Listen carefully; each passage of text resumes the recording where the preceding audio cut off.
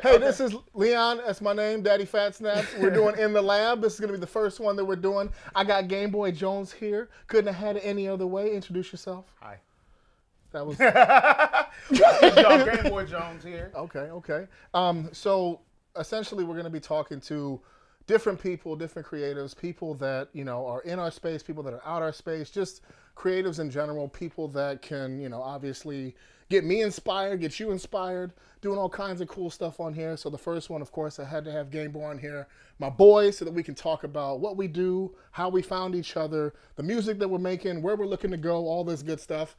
So yeah, let's just get it off. How do we know each other? How do we know each other? Actually, how do we know each other? That's actually a better question. How do we reach out to That was a long time ago. Is that 7 years now? It's more than 7 years. Oh my goodness. It has to be closer to like 10. Was it? Okay, was it the mean, the Discord chat? It had to be. Yes. Yes. But I know that probably came together because of the Geek Cipher That's true. stuff. So That's everyone true. found each other through the Geek Cipher. Why don't you talk about the Geek Cipher then, because you started that. Okay. So the Geek Cipher was a thing that I made up, inspired by the Pokemon tag trend that went around on YouTube, where I made a rap to a beat, and then I pretty much said, hey, I tag so and so, so and so, and so and so, and then they would also rap the same beat, doing their own geeky references, and then they would tag more people, and then they would tag more people. Yeah. So then a lot of us found each other through that, and then we all came together, and then the Discord chat was made, yada yada, and then I just thought, I was like, oh, you're dope from there, and I think we all just kind of seen each other from that. So. I'm dope. Yeah.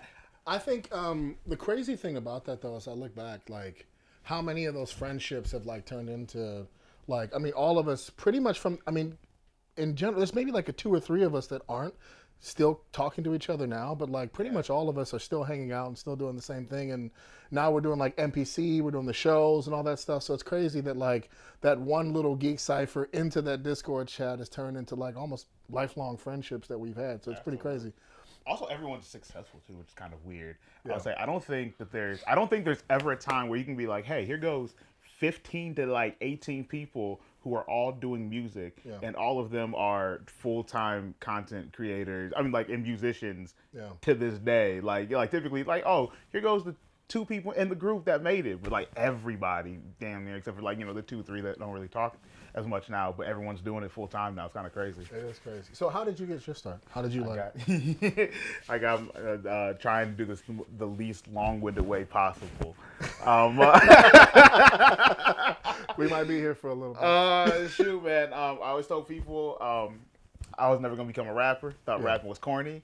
That's because I live in an area where rappers are corny. Yeah. But I had like an affinity to like be able to freestyle very well, and I always had people tell me like, "Oh, you should do it." I'm like, nah. This is just some goofy stuff that I do. And then eventually, the first thing I ever wrote ended up getting me to go to Team Backpack, where I was around a whole bunch of rappers who were like, "Oh, did you skip like being bad?" Because I was like, "Oh, I've only been writing for like 3 months now." Yeah. And they're like, "What the? That's weird." Just side note, real quick. I cannot freestyle for the life of me. You guys ask me questions all the time to freestyle. I cannot do it. I can't do it. Okay, sorry. I can't do it now. I've lost it since I started writing. You freestyle on the phone now? But I say dumb stuff. Okay, sorry. No, it's all good. So yeah, I used to do that, and then it kind of got to the point where I was like, all right, cool. I think I should try to pursue this in some capacity. Yeah. But then I was like, I don't know what I want to do with it. Like I was like, all right, cool. Don't just be like, all right, I'm the black boy from the suburbs. Here goes that kind of music. Yada yada. I'll just be another childish Gambino. And I was like, I don't want to do that. I don't want to be that. Then eventually, it was like the cover song era where people kept doing stuff like that. I was like, well, I'm not gonna sing other people's stuff, but here I'll do the Billboard Top 100 rap songs, but I'll just do geeky bars over these. I remember that because you had that phase where you were doing like your own like I said, a nerdcore geek site for the geek version is what it was called. Mm-hmm. Yeah. So I kept doing those of songs. And that's really what got me into getting into like this whole thing. So I was like, that's what I like talking about. Yeah. And then eventually, what got me to do specifically this was Dan Bull, who was like, hey, you're good. Yeah. You should get paid for being good. Yeah. Make original songs. Yeah. I was like, you know what? Good idea. and if you don't know, so Dan Bull is like, he's kind of the entry point to a lot of us. He's done A lot of mainstream things he's done. This is like a little bit further ago. Probably I'd say about what 8, 9 years Gambo's ago. like start like I think his Skyrim track is like 12 years old. Goodness gracious, I that's crazy. know. He's kind of the entry point of how we found out that this thing exists. So, AKA, kind of like the Godfather, you know what I mean? Yeah. To us, to For our YouTube, generation. for YouTube Yeah, for YouTube, generation. for YouTube. Okay. Well, here, let's go to some questions real quick. I got some for you. Already hit that one. This is a good one. I like this. How do we meet? And how is, let's say, how has our friendship played a role in your journey? Oh my god. Oh my god. Robert. Oh my god. Oh my god. The countless numbers of FaceTimes that we are on. Oh Yes. my gosh. The ability to push one another. Yeah. The ability to tell each other, hey, I don't like that. Yeah. I think I was gonna say that real quick is I think it's good to have like friends obviously in your life that will tell you, I mean, even if you disagree or not, will tell you how they really feel about something. So like in our space, we've been blessed with people that will keep it really real with you. And I think it's funny, in a lot of other music spaces, they don't have that. They have people that are just like, oh, that's dope. Oh, that's great. That's this. I'll get a call from Gameboy and be like, completely change your hook, please. This is trash. or just, or like it'll tell. And sometimes I agree. Sometimes I don't. You know what I mean? But that's like, it's part of the process. And I think through that, like we've all been able to get like a realistic view of how our music is going to be seen by other audiences because we're getting real feedback in real time. Would you? No, absolutely. Shoot, even just the times where like we're workshop, like we could just talk about like your last song, where like me and Thrizzy, we went through and we were like writing this hook, and then I said I literally told him, I said, hey, it doesn't matter what you do, we're gonna get inside this other phone call, and he's gonna like it, but change it to other things, and then even you made some changes, and I was like, I don't fully agree with that change, and then we made even more changes to accommodate that change to make that change work and stuff like that. So it just it became this very big like molding like session, because I mean it was a minute long course. The thing was long, boy. So it's one of those things. Like I said, I think that's like the leg up that we have. Is I feel like a lot of artists, especially, are in competition with themselves. I would say that about our group of people. Yeah. Whereas like when you find people in like mainstream, you're like, no, I don't really want to help you. So yeah, I'm gonna say that's dope. Whereas with us, like we actually want to see each other succeed. And we want to see that music do well, so we're willing to give that feedback because it's like we're not in competition with each other. We all kind of run in parallel lanes, and we're all doing our own thing. So it's like it's a beautiful opportunity that we have, but I think it's allowed us to go a little bit faster in our journey because we're getting that real feedback constantly. I actually will say, even though he's in a little bit of hot water right now, Mr. Beast talked about that's how he kind of like did stuff on YouTube early on, was he was like, oh, I found people who were just as crazy as I was. So we all made our mistakes and said, hey, don't do that, don't do that, don't do that. I did it, don't do it. And then eventually, and I feel like that's what we all did. We all eventually were like, hey, do your descriptions this way. Hey, these are how tags work. Hey, don't do that. Switch this. And we all kind of collectively did that. So people who actively work against each other, you stink because you could probably be gaining other information that you otherwise wouldn't get, even though this one thing worked for you. Yeah, and I think about it too. It's like if you were like a musician, like an independent musician, and you're figuring this out for the first time, and it's just you, like all your anecdotal evidence is going to be on such a small scale. Rather, we have like 20 or 30 people that are all chipping their little things that they've learned into the pot. So we get like a real-time kind of view of what works, what works in the YouTube space, what works in, on for DSPs, what strategies work as far as pushing the music. It's just, it's honestly a blessing. It's like I said, I think if you were independent, it'd be infinitely harder to create those pathways because you just don't know. You don't have as many reps. What are some of the biggest challenges you faced as an artist?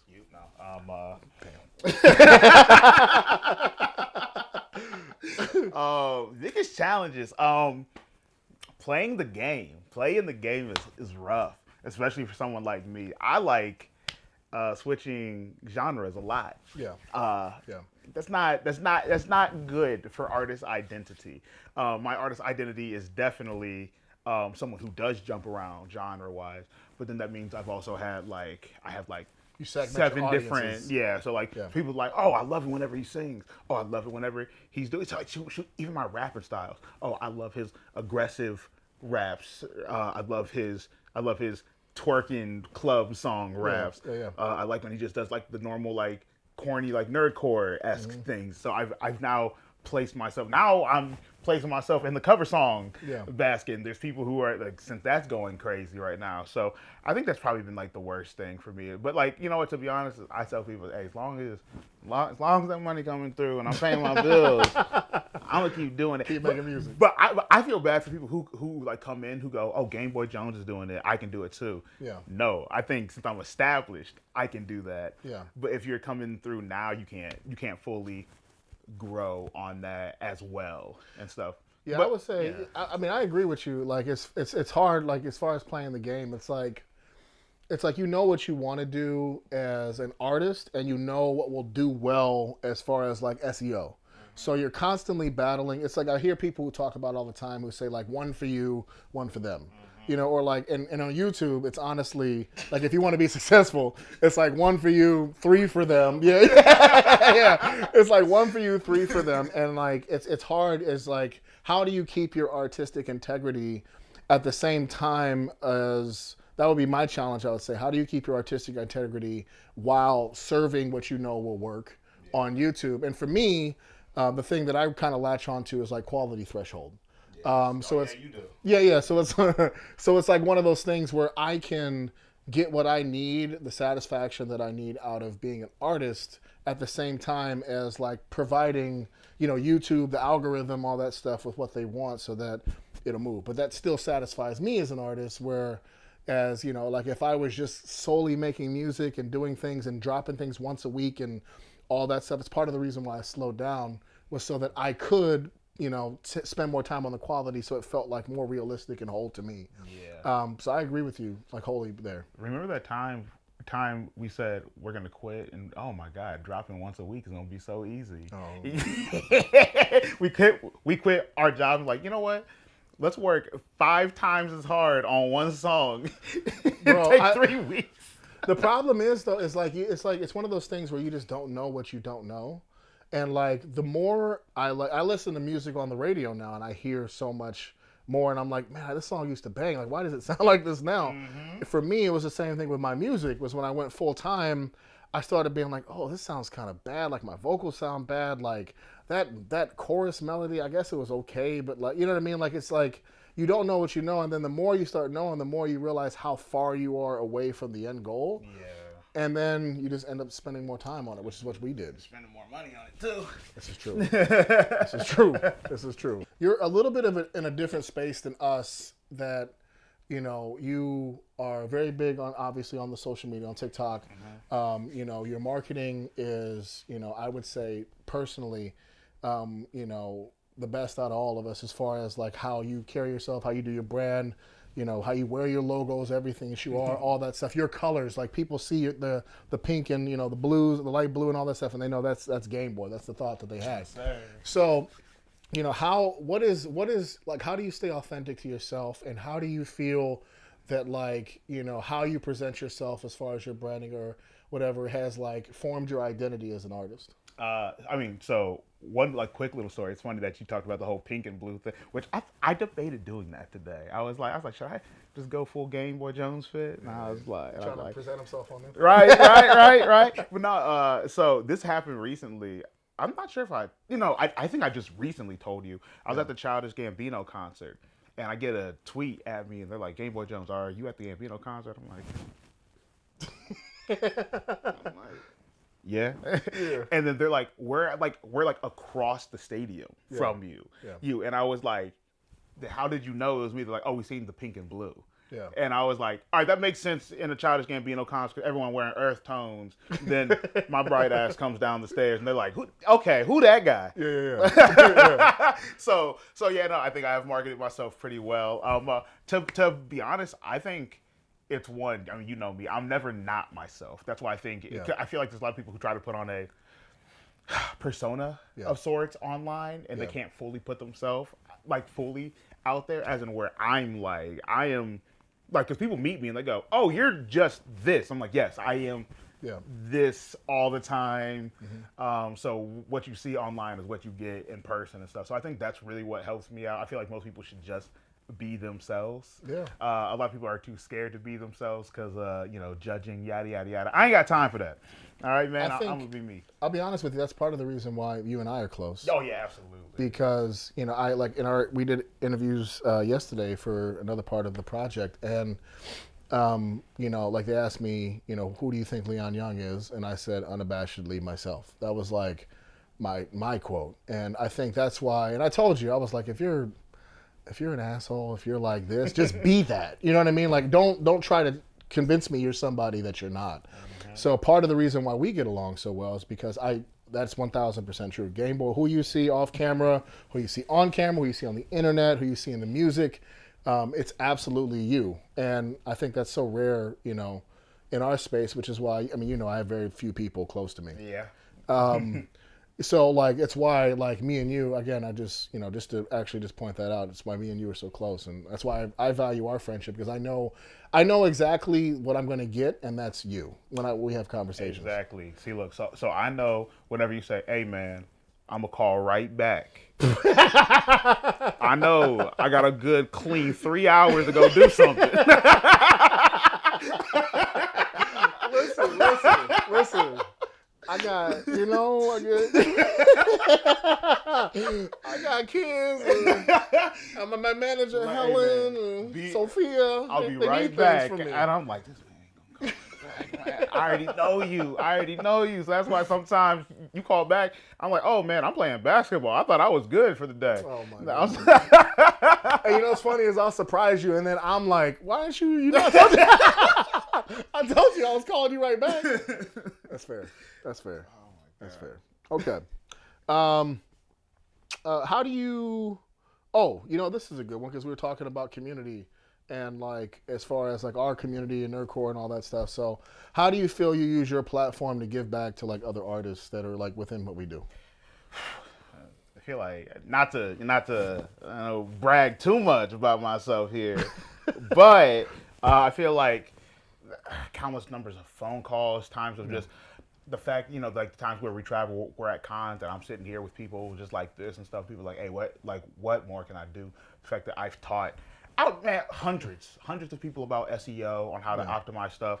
I've taught people, there's people where, I wish McGuire was here, because anytime he puts up a short form content, like thumbnail or something, I go, I'll text him and be like, that's bad, switch it. Yeah. And stuff like that. So I'll let people know immediately how I feel about this stuff. I'm this is good art, bad thumbnail though. Yeah. And stuff like that. So I feel like I allow people to do that. I just want people to optimally do things. And I was like, there's still ways to still have your say in it, but this is how it's supposed to be done. This is how you get more eyes on it.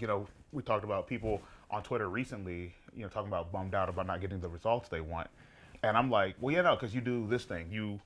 You make the song, you get the video done and stuff, and then you go post, tweet about it.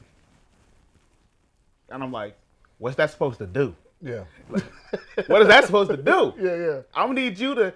I was like, first of all, the way that we did things, I was like, the only reason why I think we can still do what we do is because we grew on YouTube early on. Yeah. And now, we have some recent enigmas who've kind of made it work. But I'm at the point now where I'm like, hey, if you don't put that video on Instagram, TikTok, shoot, even Threads now. I told you, the one cover that I just did, it's Threads interactions is almost beating my Twitter interactions. That's crazy. And stuff like that. And I was like, post it places. Tell people. I'm like, that's why I'm like, you see me on TikTok. I'm like, I don't just do my song once on there and then stop. I do it 10 times. I was like, y'all aren't pushing hard enough on y'all's own music, and there's someone else that is. And the funny thing is obviously I didn't back in the day. I never really focused on the social media content. We're getting into that, but what I used to do was I'd go on Reddit. Do you remember that? Yes. So when I would post, I would go on every Reddit forum, because the Reddit is notorious for getting interactions for things and how things go viral. So all of my music, I would post it on Reddit. I had an account. I would have other people post it. I made like 10. I mean, you're not supposed to do this. I made like 10 accounts where I would like post on all the different accounts and like, every kind of thread or forum that I could find. So a lot of the people obviously now, they don't know that that was the background of like how my videos started popping. They just kind of thought that it happened for you. And, I would say that like that was the major key, because I knew all I had was myself. Like essentially nobody's going to push this for me. We don't have like labels. We're all independent artists here. How are we going to get this to be seen? So yeah, it's like in a different way, obviously, when I was starting. Now, obviously, you're utilizing social media to an incredible degree. Some of those songs are going viral on TikTok, and the things that you're doing, obviously, I look at you and I'm like, I look at that as a model. I've talked to my team about that, about how you operate, and, how I obviously should be putting more focus onto those things, because I've seen that your successes. So I think you're a great model, especially in the current age of independent artists, for how we get music out and how it gets distributed and how you have opportunities for it to get views. So that's like dope that you are sharing that information with other artists. Especially when it comes to like the younger people too, because I'm like, hey y'all, I'm 31. Why am I outpacing you on TikTok? You are 20. Yeah, like you got nothing to do. Yeah, I was like, like you even dropped out of school. I need you to do more to promote your art and stuff like that. I was like, it's crazy that there's even famous people out here who promote their art more and stuff. But yeah, I'm like, well, it's stuff like that. I feel like just the overall information that is given that most people won't divulge and stuff like that. Even just taking the time to talk to people, because most people won't do that either. And then obviously, I've given a ton of like features and stuff like that. I featured a ton of artists who therefore end up finding some sort of notoriety. Oh yeah. Sure. Throughout that, and then also, sorry to cut you off, but I found a lot of my features through your music. Yeah, you like, who that? Like some of my biggest songs, to be like, look at Orcadia. This is an example. Like my the Gojo song that I did. Like I found him from a song that you did. I featured him, and obviously that song is doing very, very well. But he's a big reason of that. And I never would have found him had you not found him first. And sir, I'll say I'm a talent scout out here. I'll be finding them young artists. I'm like, hey, I like that. I like you. I like you. I like that. I like that record. I'm gonna get back to that for the record. But and then also, I think out of all of the times I've done this, I've only charged for 2 features the whole time. So every feature that I'm on for somebody else, you just didn't like them? They would not let me. They wouldn't take it. Oh. So I said, all right, give me the money. But they were like, no, you're taking this money. I'm like, okay, cool. I'm trying to do you a solid, but And that's like, I'll be honest with you, that's how I do with like mixing and mastering. So like for the same thing, like I would say, if I'm going back to a way that I would contribute to people, is like, if they ask me now, sometimes I don't get it to them right away, obviously. Shout out, we already know who. It sounds good though when it's done. You know what I'm saying? Speaking of mix. But it's one of those things where like I'm not charging my friends, for like, I know they just like, I hear that they're excited about the song. I know that they like are like really hyped to release this. It's a big project for them. For the reason they come to me, because they were like, yo, this is important to me. Essentially, I want this to sound the way that I want it to sound. And so like in those moments, I'm like, I'm not gonna take from you when you're trying to create something for yourself. Now, if you make it big, and I'm mixing for you, hey, we cover for them percentages. Right. But at the same time, I'm just like, listen, I know you're just trying to get off the ground. Like, here's your opportunity. Essentially, we work together, and I do everything that I can to make it sound like a professional product. You know what I mean? You get a little bit of that promo too. Like, hey guys, I'm mixed, I'm mastered. Yeah. She was on the portfolio. Yeah, for sure, for sure. Talk about a time that you wanted to quit and didn't. Talk about a time I wanted to quit. Or thought about it. Thought about quitting and didn't. To be honest, I don't think I've ever had a serious thought of like quitting. Like I always have those frustration days where I'm just like, I can't think of what to write. Yeah. Like but to be honest, that's never been my mentality. Yeah. To quit on anything, like even whenever we were starting, I was like, because there's the beauty of it.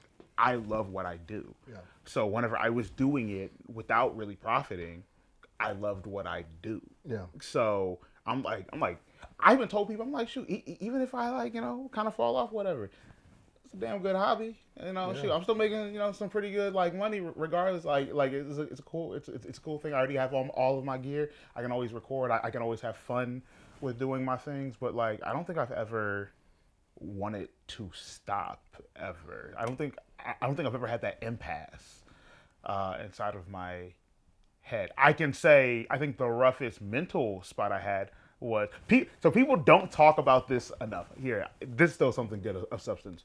When you first quit your job, the first 3 to 6 months is sheer panic. Yes. All the time. Yes. Like, oh man, your video's a 5 out of 10. You like, oh my God, I gotta go put it in for a part-time job right now. I'm gonna fall off. I'm gonna die. Yeah. This isn't gonna work out. You freak out constantly, and it's probably the most mentally strained I've ever been in my life. Yeah. Of just like, I have to go back and get my job before they fill it and stuff like that. I kept feeling that way, and it's the big reason why I haven't looked at I told you I haven't looked at analytics for I think 3 years. Yeah. I always just go like, hey, look, money. I know what I'm generally doing. Yeah. I'm gonna let that be. Like, I don't care about 1 through 10. I don't care about nothing as long as I know. Hey, okay, cool. TikTok. Shoot, I just found out that a TikTok blew up that I posted like a month and a half ago, and I was like, oh, I had no idea. Yeah. I just don't look at it. It just ended up popping up for me, and I was like, oh, nice. But so yeah, no, it's like as long as I'm doing what I'm supposed to do, I don't really worry too much.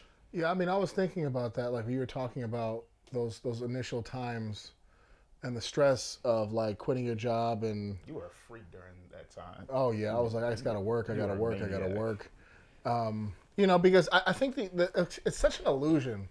Like, people all the time, and this is what I had to get through my head when I was like becoming an independent artist full time, was that like the illusion of security and another job, right? Like, so I was like, I literally was like, oh man, like, like I work for hotels. Like, if I just do this and do that, then, I'll be good and I'll have this solid career and I won't have to worry about anything and always have some fallback and, all that stuff. And to a degree, that's true, because obviously, like, building a resume and all those things are great.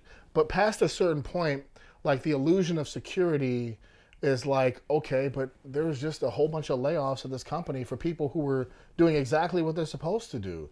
When COVID hit, how many people lost their jobs and, didn't have that security. I mean, who's to say that can't happen again? You know what I mean? It's so like the idea of being able to take control of your life kind of became alluring to me, where I was like, listen, the amount of work that I put in directly correlates to what I get back out. So I can work super, super hard and see more money because I'm working super hard, and like more security for my family and more opportunities to continue doing what I love, rather than putting those hours in and going, crazy, working at a job that, they have the baseline, but no matter how hard I work, no matter how hard I put my time in, I get paid the same. I have the same opportunities for my family. I get all that stuff. Now, eventually other things may come along, but in all honesty, it's a long way down the road typically for any job. There's not many jobs that are going to provide you that level of financial security initially. You always look ahead.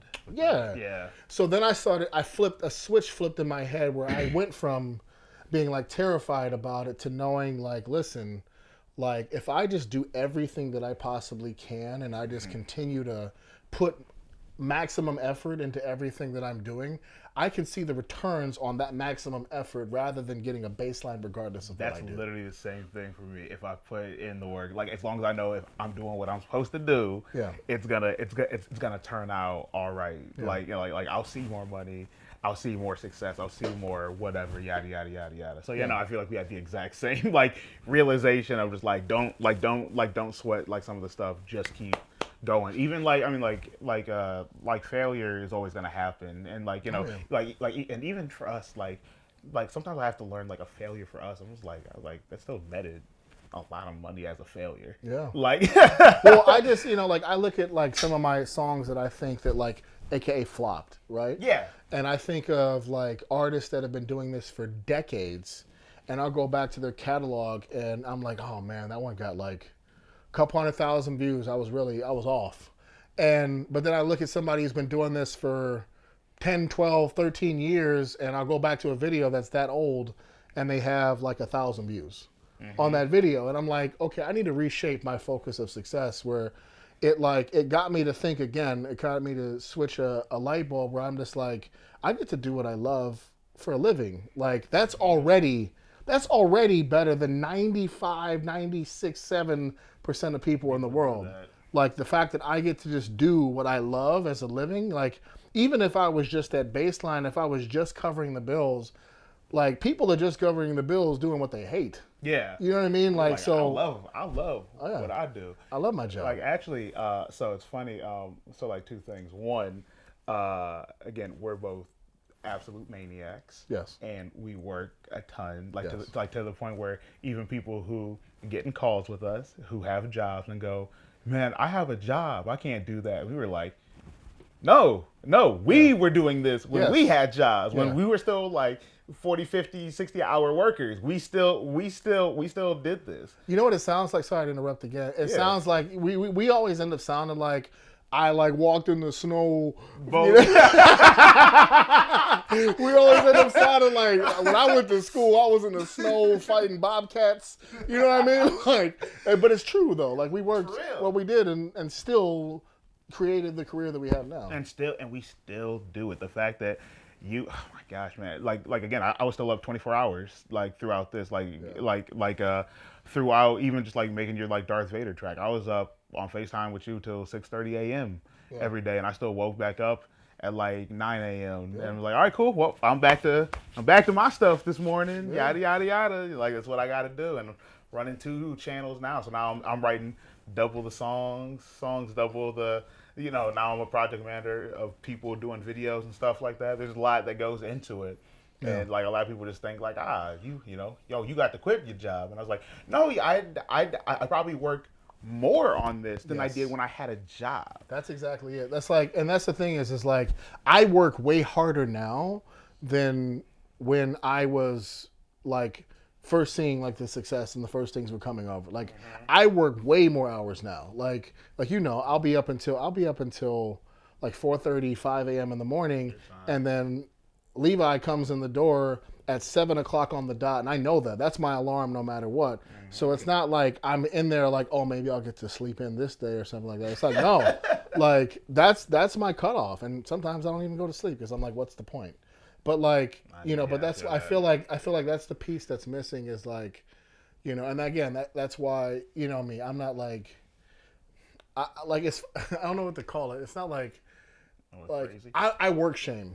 I work shame people. You know that about me. I know that you do because we had an argument about it. Yeah. I work shame people where that like it's like the people that are around me, and this is just the thing that I have to do. The people that are around me have to be relentless. Like they have to be people that their brain works like me, because like it gives me the ick. You know what I mean? Like when people aren't like working the way that they're supposed to, and you know that about me. I know. But it's like one of those things where I'm like, listen, like when you're like, oh, it's, there's always an excuse. There's always a reason why you can't do something. And I'm just always like, like it's like, what's it with the Troy? There's this movie, Troy, with Brad Pitt. You know what I mean, right? Yeah. There's one great thing, and it's like the dude's on a horse. It's like my favorite quote, and I think about it all the time. Brad Pitt's on a horse, and this little kid comes up to him, and he's like riding on the horse, and he's about to fight this giant dude, right? And he's like, the little kid looks at him, and he goes, but aren't you scared? Like, aren't you scared of this guy? Like I would be scared. I wouldn't go fight him. And Brad Pitt goes, and that's why nobody will remember your name. And then rides off. And that's like the mentality that I like. I've always been like, that's like the toughest quote that I've ever heard, because he's like, listen, you have to ride into uncomfortability. You have to be afraid. You have to be scared if you're ever going to do something great. Right. So like, it's like, I mean, sorry, I'm going on a rant, but it's like I feel like having people around me that share that sentiment has allowed me to like, feed off of that energy, and it fuels me when we're in the lab He said, in the lab until like 4 or 5 a.m. because I know there's other people with me that are doing the same thing, and I'm like, I gotta hold up my end of the bargain. Yeah. We're all doing this. we're all just like looking. It's basically like racing, and you're looking over like, okay, We here. okay, all We here. right. I see you. We're doing the same thing right now. I like that one. Hey, Got me. I'm getting hot. I'm like, this is working up.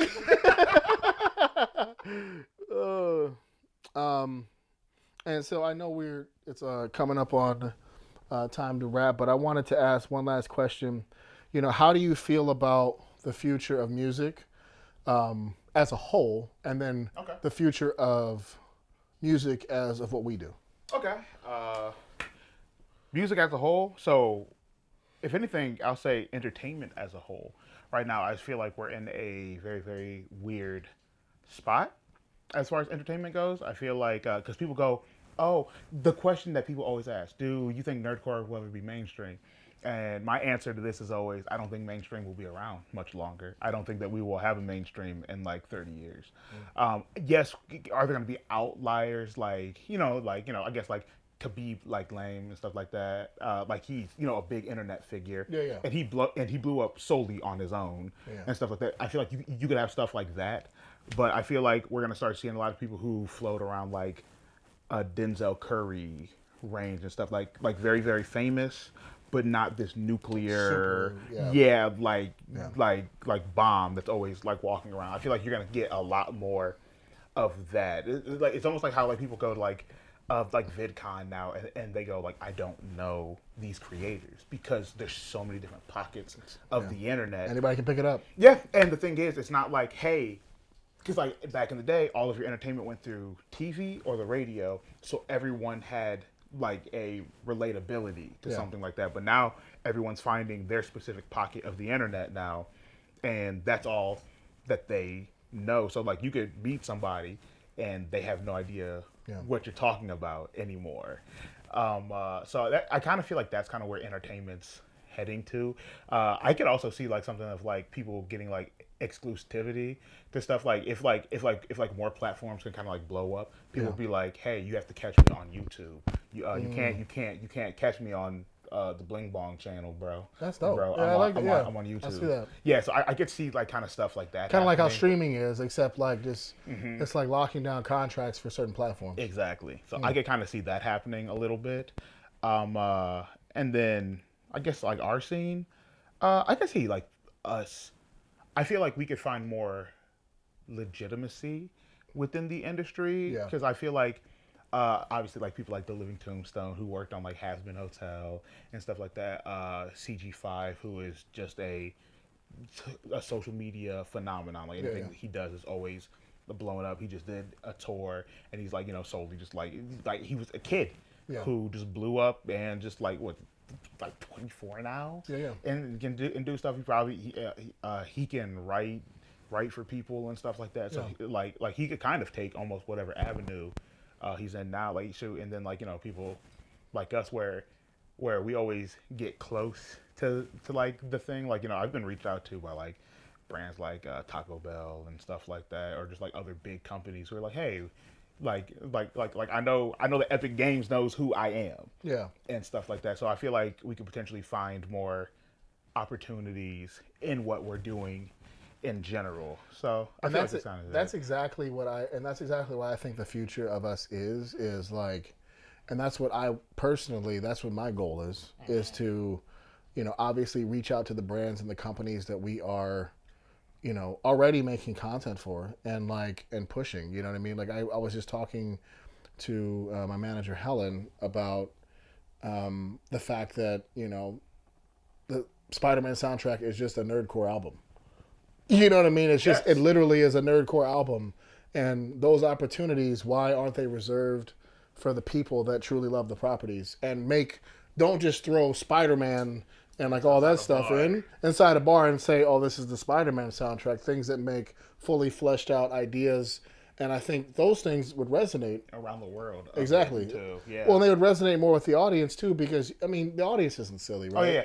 I meant like the world of the IP. Oh yeah. Yeah. So that could resonate more with the audience because of that. Because you can feel it. You know when something's genuine and something's authentic. So that's like exactly, I mean, really my point is like, I'm like, listen, you have so many incredible creators that all know each other that essentially we're a network at this point of like making music. It's like, it's one of those things where I think that's like, if we want to get to the next thing, I feel like we've kind of hit where we can go. Like we'll always kind of be there until we have that breakthrough moment of like, oh no, now we're doing this, we're working for and that. Someone has to own it too. Yeah. Because like there's two actually because we actually had a whole convo too. Like it's like one thing they're like, oh, like what is like nerdcore? And the best way I like to always put it to people is it's a soundless genre. Yeah. Like it's basically like saying Christian. Like it's like a Creed and Kurt Franklin don't sound like the same. Lecrae and I don't know, Ruben Studdard don't sound the same, but they're all Christian music. Yeah. But like that's what you say, Christian rock, whatever. It is a term that lets you know that whatever we're talking about is like geeky, nerdy in nature. Yeah. And then inspired, inspired, yeah. Plus whatever genre we're actually in, because like Fable and me or you like don't sound the same, and stuff. But like it's people who are very ingrained into that culture, who we know those things, and we can throw it into our like music. And there's people who love that, because like there's plenty of people like if I were to talk about like the boomer take on rap, oh, it's about money, guns, women, blah, blah, blah, blah, blah, blah, blah. Cool, whatever. So someone would be like, oh, I like nerdcore rap because it's about the story of like Naruto or Dragon Ball or whatever. Yeah. This is the thing that I like. Someone doesn't want to hear a gun bar, but hey man, I hit you with a Kamehameha wave, and they gonna go like crazy for that. You know what I mean? And I think I think at the core of that is the fact that the reason why you like those shows, those movies, is because you can relate to them. That's why people cry in movies. That's why people have emotional responses to when Captain America shows up on screen. It's because, not because he's Captain America, it's because all his friends died and now they're back. And then also the journey of all that. Yeah, exactly. It's like about that. So if you can encapsulate that feeling, that story into music and deliver it in a way that like is at the core of the reason why people love those properties in the first place, I feel like that's like where it goes so much further. Yes. I feel like, and like also to go off on like a side thing, is I feel like that's why I love and can create as much music as I do, is because I can find so much like within a topic. Like I always tell people, like, again, like you said, encapsulating like Captain America, like being there and like that moment, you can isolate multiple characters or shows in a moment, and they be that thing. Like your one song about Gone is just all about rage. That's like a 5-episode stint in the entirety of like that show. Yeah, but it makes sense that you can like do that. People go, I know what moment, what time he's talking about. For sure. And but then it's also the reason why I could make you could make 50 different Naruto songs. You could make the I'm the Man type track. You could do the started from the bottom. I'm here track. You could just do the I'm making Naruto bars. Yeah. I made the most unnecessary Naruto track of all time of he's the Hokage and he's not seeing his family enough, so now he has family issues. Yeah. So no one asked him for that. But that is an angle that you can take with somebody. So like there's just multiple times and frames where you can do that, and I just love the catalyst to write through that. I mean, like it gives you the inspiration, it gives you a direction.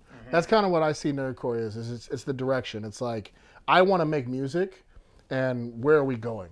You know what I mean? You're telling the story, right? So like, I mean, perfect example, like Fable. He's not here, but like his biggest song is a song that is near and dear to him because it's about something in his family. But he used Berserk, the show, as a vehicle to tell his story. Yes. Essentially. You know what I mean? And that's like easily one of the most impactful songs he's ever made. Almost 10 million streams on that thing, right? Like easily one of the most impactful songs in our genre. Right? Yeah.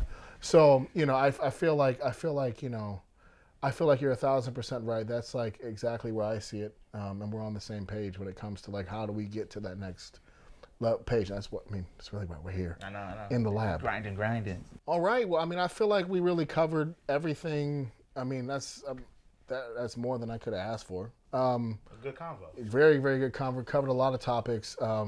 That's a wrap for In the Lab. Thank you so much for being a part of this. This is a really special moment. We got a lot of great things coming along the way, but this is kind of the first step in that journey. Stay tuned for more in the lab. We got a lot of talks we're going to have with a lot of different people, a lot of different creatives. Anything you want to say as an outro? Go stream my music. Gameboyjones, aka Waffles, aka I'm better than Daddyphatsnaps, aka this is the outro. And there you have it. Thanks for watching, and yeah, we'll check the next one.